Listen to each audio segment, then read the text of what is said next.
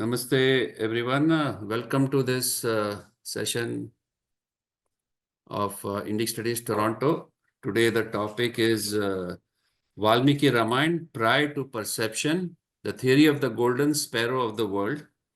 And our presentation is going to be done by Dr. Shuchi Gupta, who is an indologist and a philanthropist and a chairperson of ISAASC Trust. She has written several papers in many conferences, and her passion and scholarly studies is the ancient and pre-medieval history and culture of Bharat. Dr. Gupta lives in Meerut, Bharat. So, namaste, Dr. Shuchi Gupta. Please continue. Thank you. सादर अभिवादन सभी को। और सबसे पहले मुझे आज इस इंडिक स्टडीज के मंच पर आमंत्रित करने के लिए आप सभी का बहुत बहुत आभार। मैं सबसे पहले प्रसाद गोखले जी को, समीर जी को और अमित जी को धन्यवाद देना चाहती हूँ और हार्दिक साधुवाद कि उन्होंने पूरी दुनिया में भारत की प्राचीन सभ्यता, संस्कृति, उसके इतिहास को के प्रचार और प्रसार के लिए जो दायित्व उठाया है वो प्रशंसनीय। मैं इसी शब्दों के साथ अपना रिसर्च पेपर आरंभ करती हूँ। साथ ही मैं मां शारदा को साक्षात नमन करते हुए अपना यह रिसर्च पेपर आरंभ करती हूँ। My research topic is Bharat, the golden sparrow of the world. The concept of the golden sparrow of the world is the best historical and archaeological representation of India's wealth, culture, richness, and spiritual heritage. While this term is not explicitly mentioned in the Valmiki's Ramayana, it can be analyzed in the context of the epic themes, particularly through the lens of the pre to perception, a philosophical approach that explores the interplay between the material wealth and the spiritual wisdom. To provide a detailed research-based analysis of this topic, I will examine the evidence of the India's ancient wealth, trade, and cultural achievements, as well as their connection to the Ramayana. While when I consider Ramayana as the primary source of the Itihas, then I must have primary, secondary, and archaeological sources to prove my statement. If I have these statements, then Rama is the part of Itihas. But if I haven't these type of statements, basically the primary and the archaeological statements are not there, then Ramayana can't be considered the part of the Itihas. Now, the first portion belongs to my statement is belong to the Ramayana, and the second portion of my research topic belongs to the gold. Gold is regarded as the precious metal. The physical property such as easily malleable, imperishable, and durable, and the chemical composition increase its importance and value in metal world. Gold represents the symbol of social status and economic values. In Indian context, the earliest evidence of gold are found from 4000 BCE at Kunal dated Chalcolithic Harappan period. The archaeological findings, epigraphical records, as well as the literary reference of gold attributed to its rich history. But is there any connection of Ramayana historical geographical correlation with the gold? If there is a connection, then we can move on. Otherwise, we will stop there because we have no proper evidence to prove my statement. Let's see. The Ramayana describes Ayodhya as a prosperous city, rich in gold and other resources. Archaeological excavation in Ayodhya have revealed evidence of ancient settlements, through direct evidence of gold from the Ramayana period remains elusive. Next.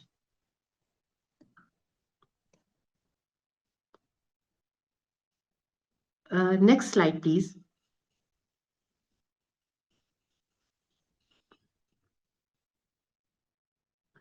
Samirji, next slide.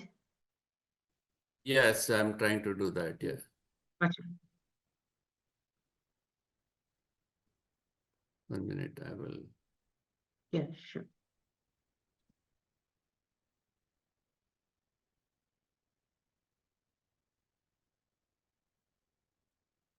Okay. The description of Lanka in the Ramayana as the city of gold aligns with historical accounts of Sri Lankan ancient wealth. The island was known for its gemstones and trade connections with India.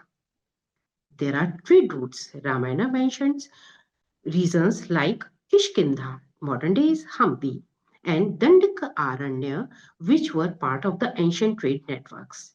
These regions have yielded archaeological evidence of ancient settlements and trade activities. There are external trade routes, external and internal, both trade routes are there. External trade routes, the Indo-Mesopotamian trade route, that is 3000 BCE, where gold from India reached Mesopotamia via Persian Gulf Route. Indo-Roman trade route, 100 BCE to 400 CE. Roman record shows tons of gold were sent to India in exchange for spice and silk. Next is South India Sri Lanka trade. Tamil kings trade gold and precious gems with Sri Lanka. Thus, Bharat was not only rich in gold but also a global economic hub, reinforcing its golden sparrow identity. Next. Yes, this is the very important aspect. As you can see, there is a map. The most, I want to mention here two most important gold mines. One is Kolar, as you can see, the lower down, and one is Hatti. These both, the Kolar gold mines, that both mines are in Karnataka, one of the world oldest gold mine that is approximately 2000 BCE. And the Hatti gold mine, Karnataka, contains gold production over 3000 years old. And you can see the gold bangles. These are the real gold bangles, and uh, this is a Senoli site. Senoli site belongs to the Meerut, Uttar Pradesh, and it has very significance. The gold ornaments and Rakhi we have excavate a gold, I can say, uh, कारखाना, उसको हिंदी में हम लोगों ने we pronounce that is कारखाना, मतलब a bulk production of gold jewelry. That is the, see the design, a very unique, this is bangle and this is a very unique design of bangles. Here you can see. Next. The first evidence to prove the statement, the Bharat, the golden sparrow of the world, is Ramayana. Ramayan. What is the significance of this book? Ramayana, attributed to Valmiki, is a Smriti text from Sanatan Bharat, one of the most important epics of Hinduism known as the Itihas. The epic narrates the life of Ram, the seventh avatar of the Hindu deity Vishnu, who is the prince of Ayodhya in the kingdom of Kosal. The epic follows from 14-year exile in the forest urged by the father, King Dashrath, on the request of Ram's stepmother, Kaikeyi. His travels across the forest in the Indian subcontinent with his wife Sita and brother Lakshman. The kidnapping of Sita by Ravan, the king of Lanka, that resulted in bloodbath, and Ram's event returned to Ayodhya along with Sita to be crowned as the king of Atlas, the jubilation and the celebration. And what Ramayana has? Ramayana has 645 sargs, 7 kands, 7 kand, the Balakand, Ayodhya Kand, Aranya Kand, Kishkindha Kand, Sundar Kand, Yuddha Kand, and Uttar Kand. And I want to mention here the Balakand and the Uttar Kand, the both are Prakshipta or Shepaks. The what is the meaning of Prakshipta or Shepaks? That means they, both these kands are not the part of the original Ramayana. Both these, the Balkand and the Uttarkand, added on the later on centuries. And this book, the Ramayana, has 2,400 verses. Next. The name Ramayana is composed of two words, Ram and Ayan, where Ayan means gaman, travel or journey. With the grammatical internal sandhis, according to Ramayan, Ram plus Ayan. This is the story of the name, a person, that is Ram, and the Gaman Yatra from north to South Indian subcontinent. So, what is the literal meaning of Ramayana? Is a Ram Ayana Yatra, Ram ki Gaman Yatra. There are total 300 Ramayans all over the world, such as अध्यात्म रामायण, आनंद रामायण, अद्भुत रामायण, तुलसीदास रचित रामचरितमानस, कदम्ब Ramayan, Ranganath Ramayan, Rupika paid पति रामायण, रामाकीन और रामकीर्ति, Reamker, महिषी रामायण, दास्तान Ram Sita. And there are many more versions of Ramayana in Indian languages, including Buddhist and Jain adaptations. There are also Cambodian, Indonesian, Filipino, Thai, Lao, Burmese, Nepali, Maldivian, Vietnamese, Tibeto-Chinese, and Malay version of the Ramayana.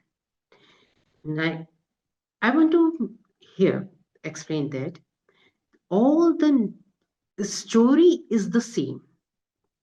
Characters' names are the same, but the cultural aspect of each and every Ramayana change according to the countries, according to their local scenario.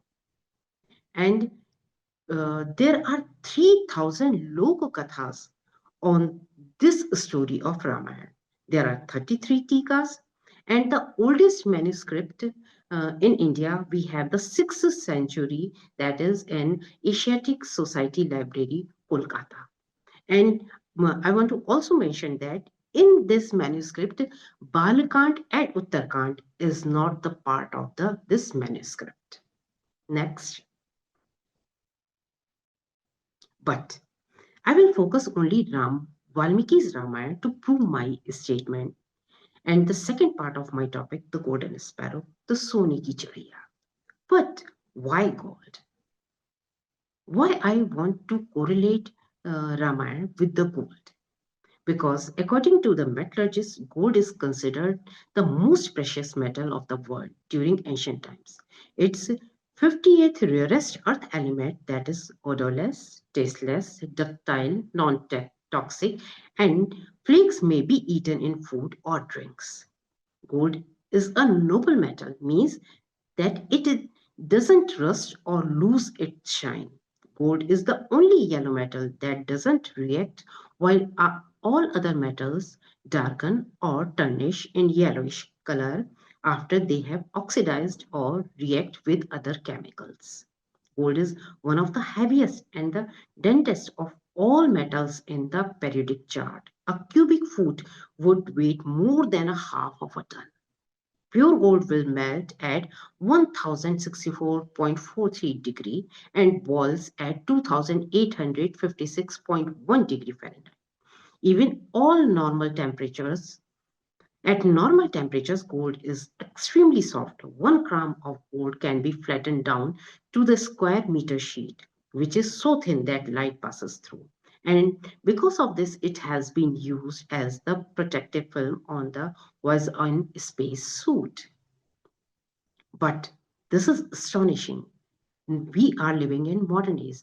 Now we want all. But how the metallurgists of Indian subcontinent of ancient time knew the all qualities of gold during Neolithic age? This is a very surprising element. Next. Now I want to discuss here uh, uh, that again I am repeating that Balkand and Uttarakhand, as I am earlier mentioned, that I will not discuss both these cards. I want to mention here that in Uttarakhand, especially, I want to focus the Uttarakhand. There is a less information is available about the gold. or silver or any other precious metal. That because those people had never seen the use of gold in large quantities in their societies. That is the main reason. Now, I will start my first Kand, the Ayodhya Kand, that has 119 sarg and the second largest chapter of the Ramayana.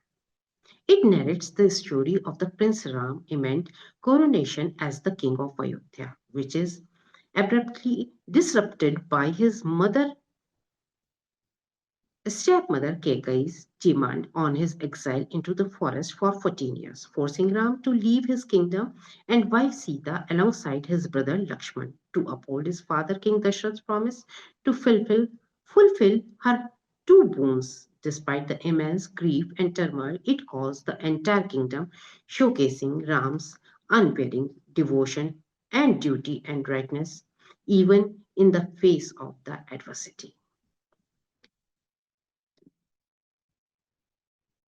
I will go here the third sarg and the eighth shlok.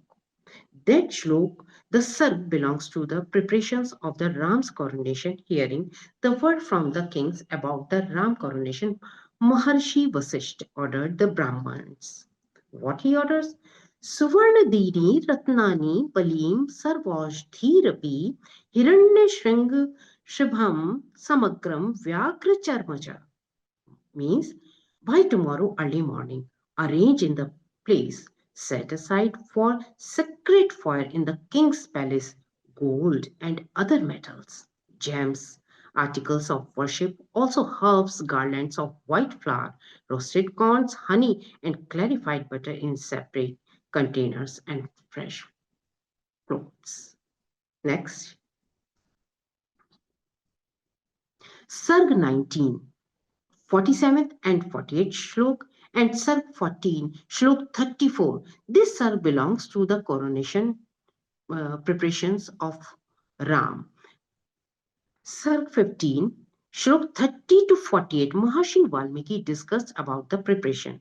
Here, Kanchana Jalakumbhascha Bhadrapitham Swalankritam, golden jars filled with water and well-decorated throne and the chariot spread well with the bright tiger skin.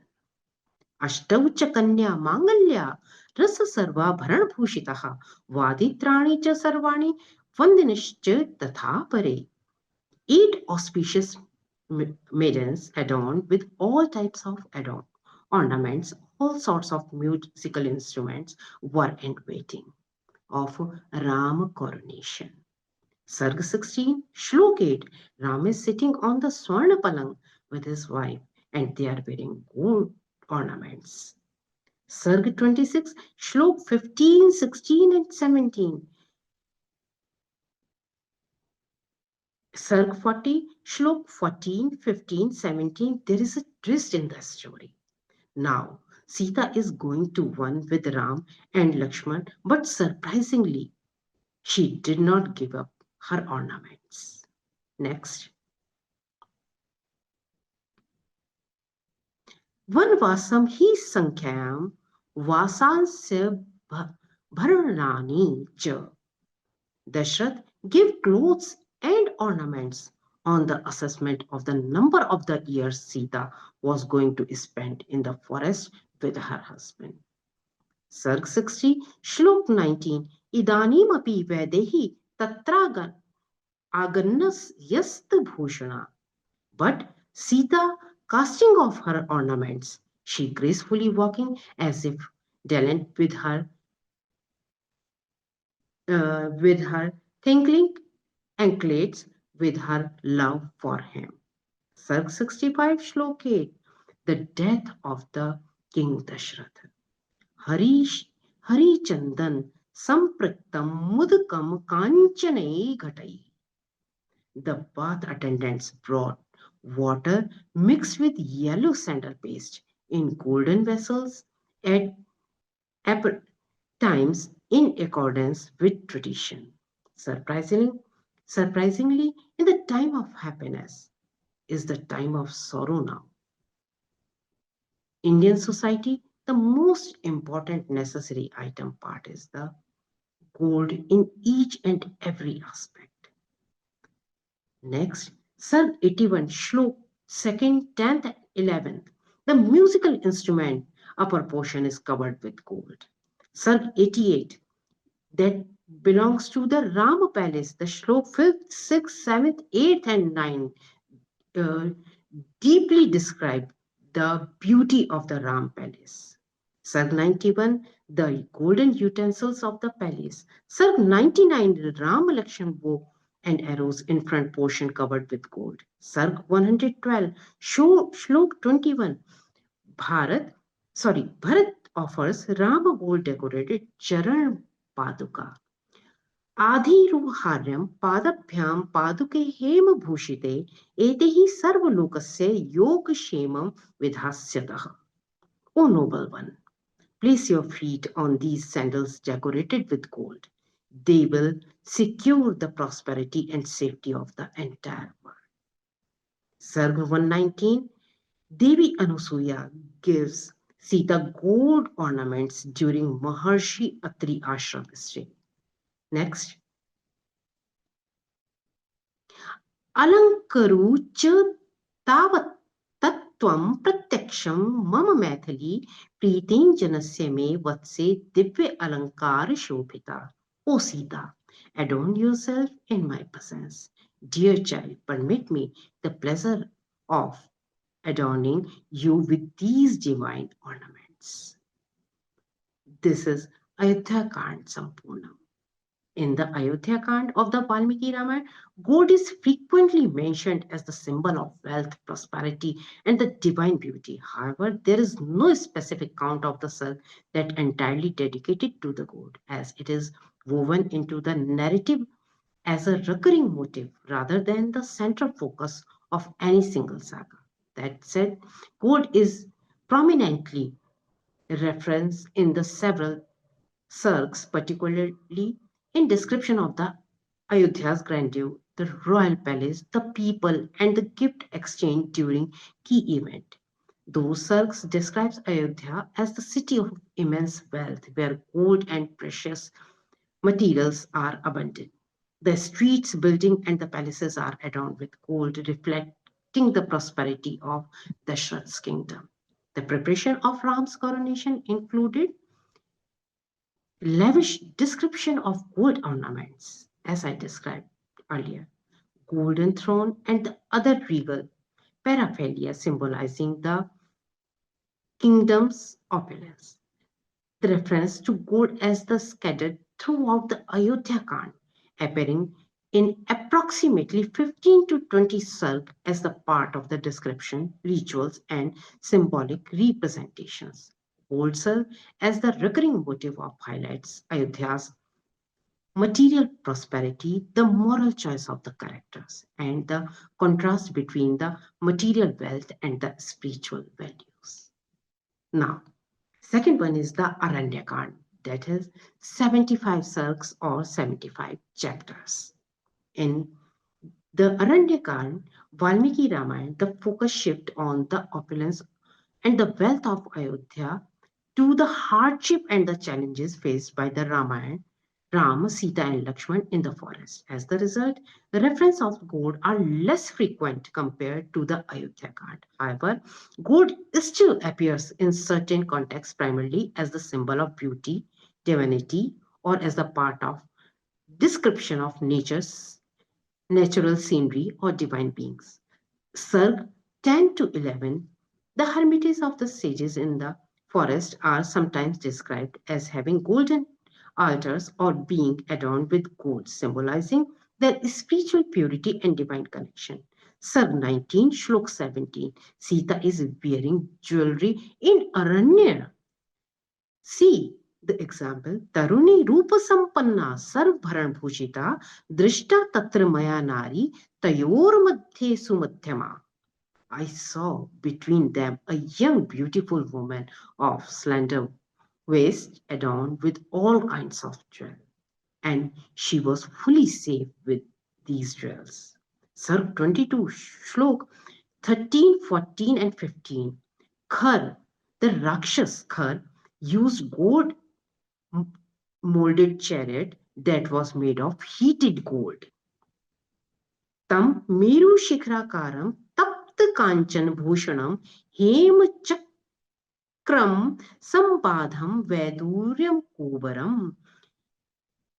Then the impatient Khar mounted the chariot that looked like the peak of the Mount Meru.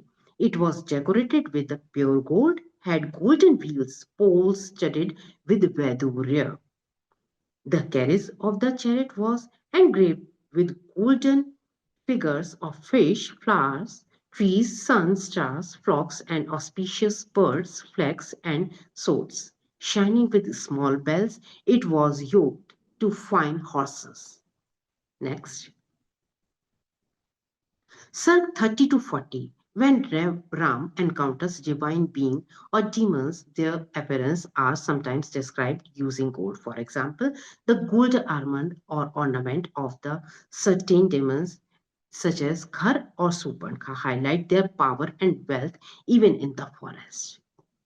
Or one, Gaman.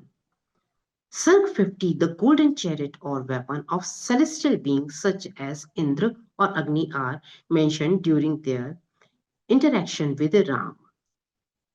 Circ 40 to 43, the episode of the golden deer is one of the most significant reference to gold in the Aranyakand. The deer created by the demon Marich to deceive Sita is described as the having a golden hue symbolizing its enhancing and depictive beauty. Circ 52-55, when Sita is taken to Lanka, Ravan's palace is described as being filled with gold and jewels. These serves as the contrast to the simplicity of Ram's life in the forest and highlight Ravan's materialistic and arrogant nature. The golden throne, pillars, and ornaments in Ravan's place are mentioned to emphasize his wealth and power, which are ultimately in the face of Ram's righteousness. In the Aranyakand, gold is referenced in approximately 10 and 12 circs. Next, Kishkinda Kand, that has 75 circs, or I can say that has 75 chapters. I want to mention here in the whole Ramayana, there are the three power centers. One is Ayodhya, second is Kishkindha, and third is Lanka. Ayodhya, here is the mention according to Valmiki Ramayana that capital is full of gold metal. And the second power of center is Kishkindha, and third is a Lanka, that is also we can say the Soneki Lanka. Now we are moving of the second power center of Kishkindha Kand, and there is a place of Kishkindha. The whole circle revolves around the Sita Haran, and Sita went all the way dropping her jewels. These ornaments paved the path for Ram. This is very surprising that the whole Sarg 6, Shlok 9, 10, 11, 12, 14, 15, 20, 21, 22, dedicated to the good ornaments of Sita. Evam अस्तु रामेण लक्ष्मणो वाक्यम ब्रवीत नाहम जानामि केयुरे नाहम जानामि कुंडले नूपुरे त्वभि जानामि नित्यम पादाभिवंदनात्. This is the spiritual peak of the Indian family value system that explains when Ram asks Lakshman about the Sita ornaments, the Lakshman replies, I recognize neither the armlets or nor the earrings because I never see her. I only recognize the anklet as I used to bow at her feet daily. See, this is the beauty of the Sanatan value system. And again, Sarg 26 is Shlok 23, 27, 31, 32. that belongs to the Sugriva coronation process.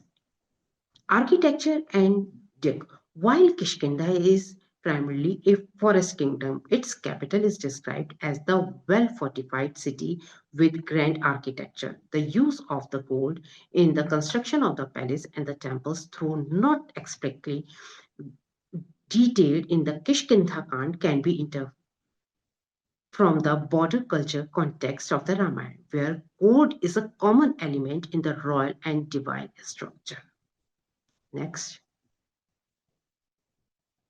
The alliance between Ram and Sugriv is sealed with mutual trust and promise rather than the material exchange. However, in the broader context of the Ramayana, gold is often used as a symbol of honor and respect in alliance. For example, Ram's promise to restore Sugriva kingdom can be seen as the meta golden gift of the justice. This description shows that during this time of the Ramayana, gold was highly valued metal used for currency, jewels, and religious offerings. The mention of the gold in the epic reflects its importance in ancient Indian society, while Kishkinda is not explicitly described as a gold-rich kingdom. Its prosperity under Sugriv's rule suggests access to the wealth and resource, possibly including gold. Next. Next is Sundarkand that has 68 chapters, or I can say there are 68 sargs. Sundarkand is a very important and I can say the most important section of the epic that focuses on Hanuman's journey to the Lanka in search of Sita. It is rich in descriptions of Lanka opulence, including the use of gold, which serves as a symbol of wealth, power, and moral ambiguity. A research based analysis of gold in the Sundarkand reveals its culture, symbolic, and narrative significance in the context of the Ramayana. Gold as the symbol of Lanka's opulence, Sarg 1, Shlok 23, 24, 25, 26, 91, 92, 102, 104, 105, 106, 142, 143 all belongs to the metal gold in the form of jewelry and architecture format.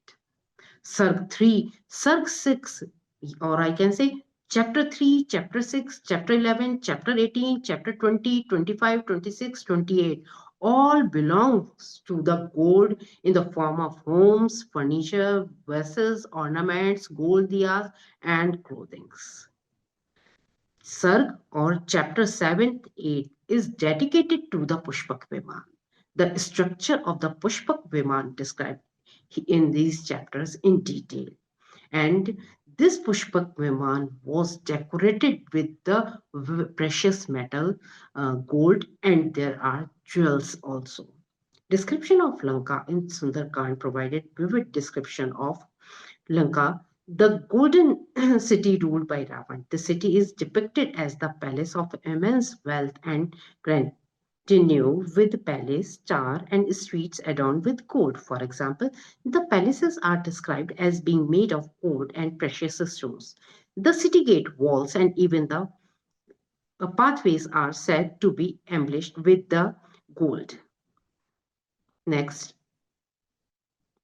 the opulence of Lanka, including its gold, served as the test for Hanuman. Despite the grandeur, Hanuman remains focused on the mission, demonstrating the value strength lies the devotion and the duty, not in material wealth. Gold is the context of Sita's captivity. Sita is held captive in the Ashok Vatika, a grove described as being filled with golden trees and ornaments. The use of the gold here symbolizes the false comfort and luxury that Raman tries to offer Sita, which she rejects. Sita, underwaving devotion to Ram, despite being surrounded by gold and luxury, underscored her purity and commitment to Dharma. The legend Here is the portion of the very legendary gold ring of Ram Sarg, that is described in Sarg 36, Shlok 2nd, 3rd, and 4th. Ram Nam Ankitam Chedam Pashyam Dev Angulikiyam. O noble lady, I am Vanar, an envoy of learned Ram. You see this ring with Ram's name inscribed on it. O godlike lady, be calm, be blessed. Your sorrows have come to the end. This ring is given by the great self Ram to make your trust. This is the importance of code. When a Doot is introduce himself to Sita, he is giving the gold ornament. And what type of ornament? That cannot be duplicated, that cannot be copied, or that cannot be replaced by any other. And the quality of that ring, I don't know why nobody is focusing that part. The whole Ramayana, basically the Yuddha Kand and the Kishkindha Kand based on the ring.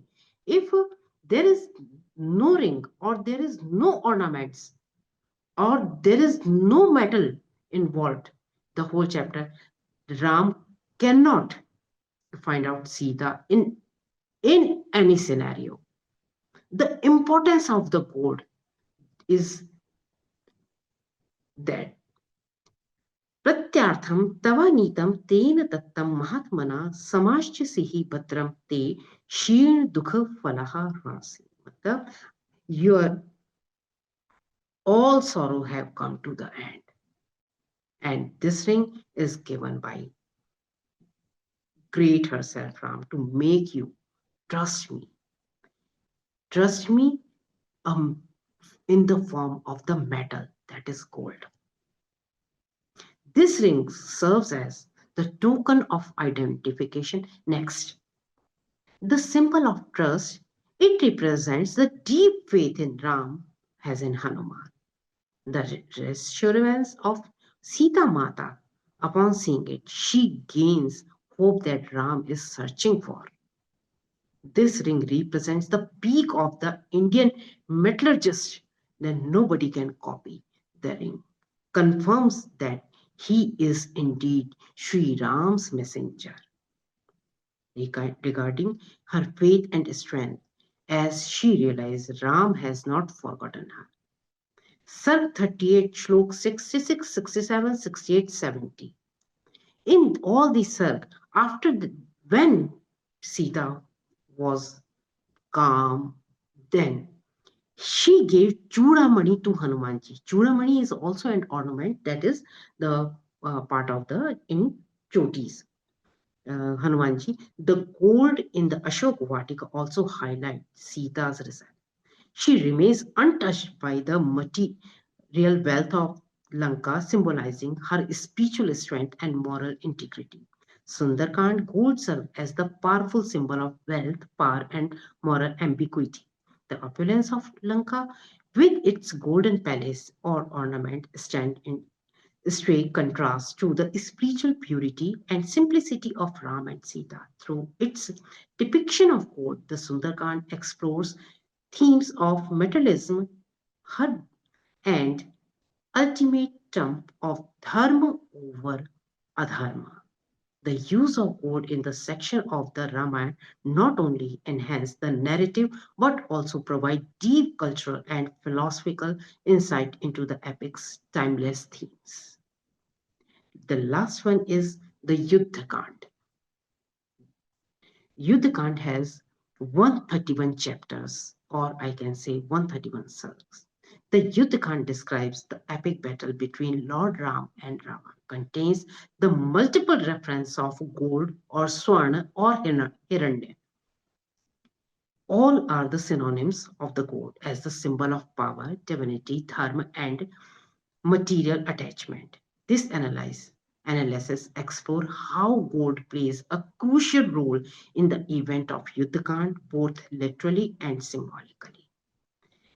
Here, the third power center, Lanka, is a golden kingdom. One of the most striking use of gold in Yuddhakand is associated with Ravan's Lanka, which is often described as the city of golden palaces and treasure. Second is the Ravan's golden chariot, the Swarnarath of the Ravan. During the final battle, Ravan rides a golden chariot that is richly decorated with gold and uh, jewels. Third one, the golden crown of the Ravan. And fourth one, in the sand Ram, gold layered celestial weapon and chariot. The total seven cards of five cards are very immensely revolves around the metal gold in the form of uh, we can see they are eating gold, they are wearing gold, they are using gold as the luxury, they are using gold as the power of symbol of their richness. And in conclusion, the concept of the golden sparrow of the world is an historical, archaeological, and philosophical framework of pre-to perception provide a profound lens for analyzing the Valmiki Ramayana. By examining historical and archaeological evidence, we can trace the roots of Indian ancient wealth and cultural heritage as reflected in the epic's narrative. The Ramayan's depiction of gold and the material wealth serve as the metaphor of the balance between the material prosperity and spiritual wisdom, offering timeless lesson for this contemporary society. This research-based approach not only deepens our understanding of the Ramayana, but also highlight its relevance in addressing modern issues of materialism, spirituality, and cultural divinity. At last, I can say both Ayodhya and Lanka fit into the historical context of gold-based economy. That is why the winning position of Ram convert Indian subcontinent to fact-based hypotheses. First, the golden sparrow of the world, and the second was is the Ramarajya. This is the whole story, the whole analysis of Ramayana in the reference of golden sparrow of the world. Thank you, Daniel.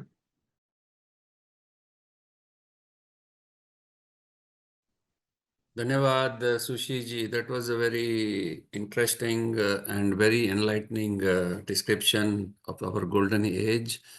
And now we will take up questions from the audience. If anyone has a question, please raise your hands, or you can type in your question in the text bar, and then I will unmute you. So I have a question, Sushi ji, that gold, which was, it is always mentioned, not just in Ramayana and Mahabharata, but in Rig Veda. And even we do use it even in our vidhis and in our all the havans. So what is the significance of gold? Is it because of the property of the gold? Yes, this is the property of the gold because there is no other metal in the world that is ductile or odorless, touchless, because it's the composition of the gold. You can use silver. There are only two metals are there that is considered as the precious, the gold and the silver. But there is a big problem with the silver. As the time goes on, silver chemical reaction with the nature that is blackish, but gold has the only property. Uh, you can see gold 3,000 years old, 4,000 years old, or 10,000 years. Gold was yellowish at that time. Gold was yellowish at present that time. No color change in the property of the gold. And the most astonishing part is that our metallurgists, Indian subcontinent metallurgists, know this property of the gold. That is the true value. And that is why gold is considered of the most precious metal during all ancient time, medieval time, and modern days. Platinum, in present days, platinum is more expensive, but platinum is not considered as the most precious metal nowadays also. Yeah, even though it is more expensive than gold, gold is still the standard. Yeah.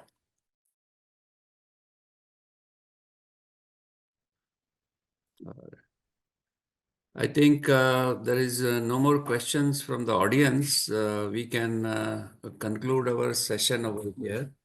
And it was thank you very much, Sushiji, again for enlightening us about our ancient past. And we expect you again in this channel. Namaskar. Namaskar.